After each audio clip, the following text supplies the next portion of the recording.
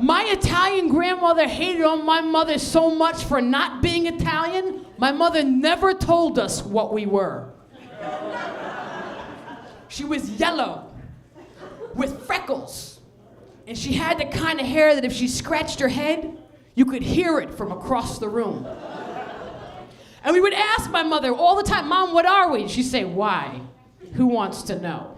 And we go back, look, you gotta tell us. We're kids, you gotta say something. She said, well, you tell those kids if they wanna know you're everything. So that's not gonna cut it. She said, well, tell them you're Italian and you're French. French Creole. And she said, if they don't know what Creole is, tell them to look it up.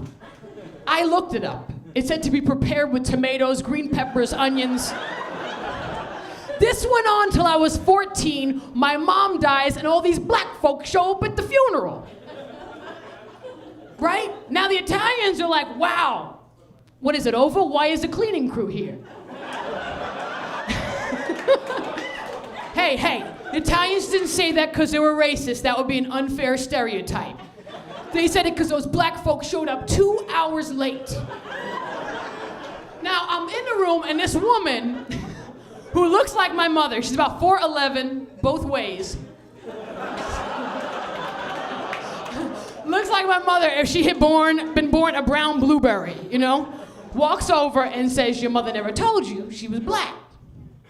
Now that messed me up.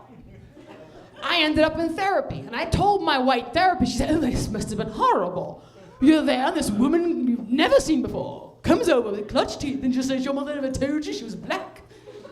No, she's black. She didn't say it like that. It was more like,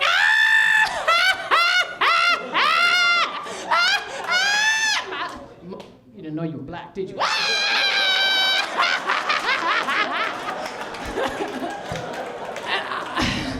Man, I was like, wow. That's why I know how to throw a ball like a guy and I'm not a lesbian. You know?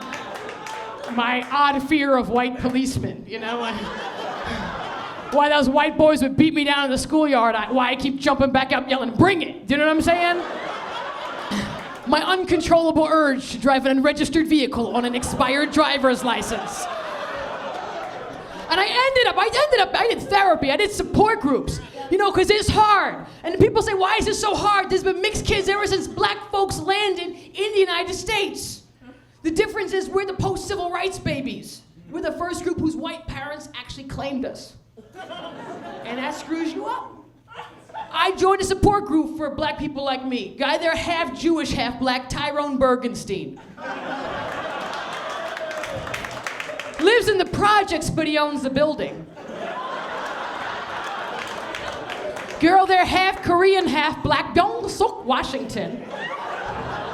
Bought a Korean market, follows herself around the store. Half Mexican, half Jamaican. Rolls a burrito like this. That's my time.